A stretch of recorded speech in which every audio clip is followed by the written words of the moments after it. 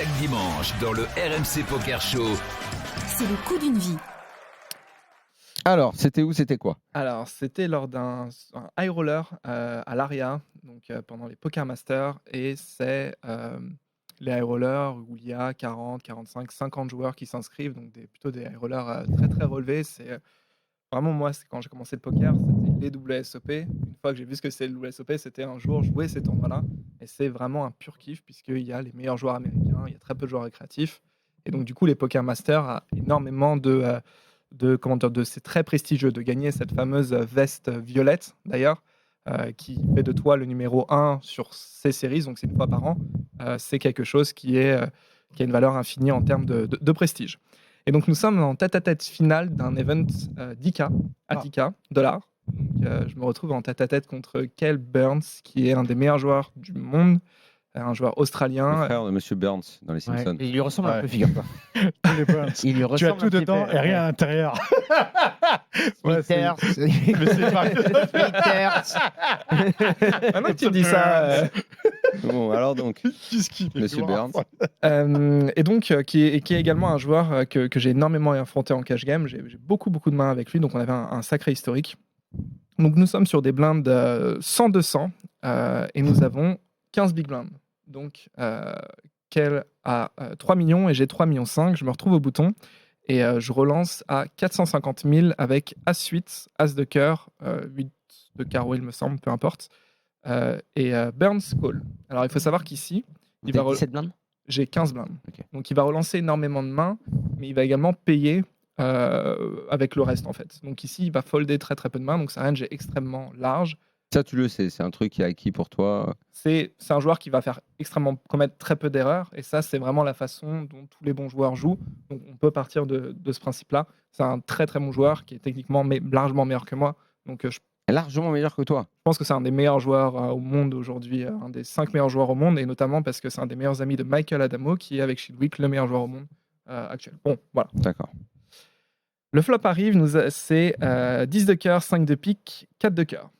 Donc nous avons As-8, donc une overcard, un 8, donc qui est quasiment une seconde paire si jamais on fait le 8, et backdoor cœur. Le pot fait maintenant 1,1 million. C'est pas un flop délirant non plus, hein, quand même.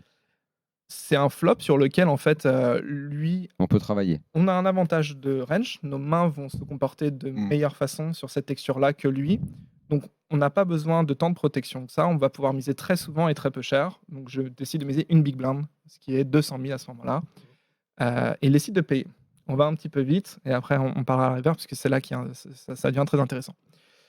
Le turn, c'est un valet de pique et donc qui donne un second tirage couleur. Maintenant, il y a 2 cœurs et 2 piques. Donc 10 de cœur, 5 de pique, 4 de cœur, valet de pique. Mais il n'y a toujours pas de carte qui construit quelque chose vraiment pour toi. Tu as toujours ton as. Quoi, en On a gros. hauteur as. Quel check et je décide de checker. River, le 2 de pique rentre. Donc la flush rentre. As 3 fait maintenant quinte. Et 3 et 6 fait quinte également. Et là, il décide de shove. All in. Ah, Ouf, ouf. il est en soupape L'action préférée, complète. c'est ta raise et la call. Il est en soupape complète. Ta min raise et la call. Exactement. 450K, quasi min raise de 25. Et donc, Tu rentres dans une réflexion. voilà, là on commence à réfléchir parce qu'en fait, à cause de ou grâce à mon check au turn, ça veut dire qu'en fait, toutes les mains avec lesquelles je vais checker sur cette texture-là qui est composée de plein de draws dans tous les sens, elle est ce qu'on appelle capée. C'est-à-dire qu'en fait, je vais très rarement faire ça avec brelan, avec overpair. Pourquoi ? Parce qu'en fait, ça a besoin de protection. J'ai également beaucoup de bluff naturel. Donc en fait, je n'ai pas besoin d'avoir de slow play, de main qu'on va, de piège, voilà, comme on dit en français. Donc ça devient extrêmement tentant pour lui de bluffer cette main. Étant donné qu'on est en heads-up final et qu'il y a quand même un petit peu d'enjeu financier, dans ce cas de figure-là, on prend quand même quelques secondes pour réfléchir un peu plus à la main. Oui. On a hauteur as. En revanche, il faut un petit peu réfléchir avec quel genre de main on se retrouve dans cette situation-là, et avec quelle main on veut donc coller. Donc, avec quelle main je vais checker turn, ok, et coller naturellement. Et ben, les flushs, les couleurs à pique, ok. Ici, si j'ai une main avec une overcard et un pique du type As-7 de pique, je vais checker pareil. As-8 de pique, je vais checker pareil, etc. Les seules mains à pique que je vais miser, ça va être des mains du type 8 de pique, 9 et 10 de pique, 7 et 8 de pique, qui font 3 à 4 combos, peu importe. Ça va être mes paires du type 8-8, 9-9 qui vont checker. Ça va être quelques 10, roi 10, as 10, dame 10, quelques 10 et 9. Et ça va être également une paire et un flush draw. Admettons que ici j'ai valet 9 de cœur par exemple, j'ai pas besoin de protection, je vais checker, je vais avoir un call extrêmement facile à la river. Ceci étant dit, lui, il a également tout un tas de 2 paires. Mais on va dire que tout ça s'annule.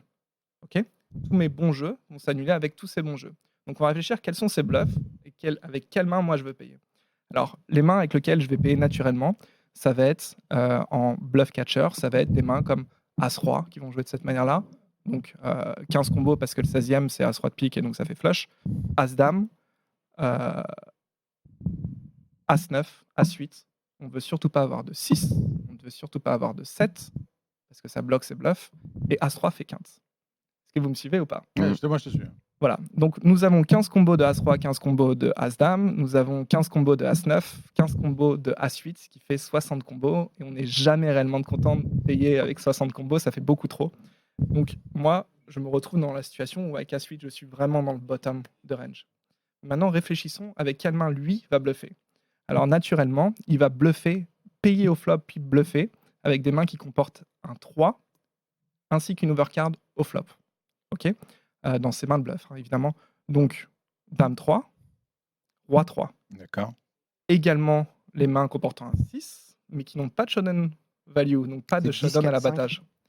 Le flop, c'est 10, 4, 5, Valet 2. Ok. Donc, typiquement, Roi 6 va être une main qui va checker, Dame 6 avec une main qui va bluffer, qui vont bluffer. 15 combos de Dame 6, 15 combos de Dame 3, 15 combos de Roi 3, ça fait 45 combos. On doit avoir 35% de chance de gagner. Un petit coup d'œil sur Kel pour être sûr qu'il ne se passe pas un truc bizarre, qu'on voit rien. Et je décide de faire ce call. Et donc, il avait... Ah bah écoute, ta réflexion a été évidemment très intelligente et longue, mais j'aurais call aussi. Pas besoin de tout ça. Non, sans déconner. Et tu remportes le coup. Et je remporte le coup puisque j'ai eu la chance, je suis Il a tombé la 6-8. fois où il avait Roi 3. Donc il y aura 3. Roi 3. En Ouais, fait, avec ses 6 et 8, c'est intéressant ce que tu dis, j'en ai pas parlé, mais en fait, lui ne veut pas. Il aura 2 sizing river pour bluffer. Il aura le all-in et il aura. Mais c'est quoi all-in, Alpha. c'est combien river? C'est un overbet? C'est 120% pot. Ok. Il aura 2 sizing. Et pourquoi il n'aura pas 6 et 8, 6 et 9 par exemple? Parce qu'en fait, il a des bloqueurs sur les mains qui, moi, vont automatiquement fold si j'ai pas ça. Tu vois? Ouais, mais c'est quand même, si tu as un 6 dans ta main, souvent tu vas te barrer si toi-même tu as 6-8 ou si toi-même tu as 6-7. Et si j'ai A6, Il avait roi 6, il avait la main Charles de j'ai Gaulle. Roi 6. Tu la connais la main Charles de Gaulle Mm. Ah bah oui. Si. Tu vois, je le bet avec très peu de 6 en fait. Je le bet avec 6 et 7, 6 et 8. Ouais. À la forme aujourd'hui. Bon, bref. Mais c'est intéressant ce que tu dis. Il est bon Ouais. aujourd'hui. Il nous a sorti 30 généreux. Eh non, mais 20, c'est roi 6. pendant qu'ils font leur explication de scientifique, on essayait de se détendre avec la main Charles de Gaulle. Tu la connais pas, Pierre?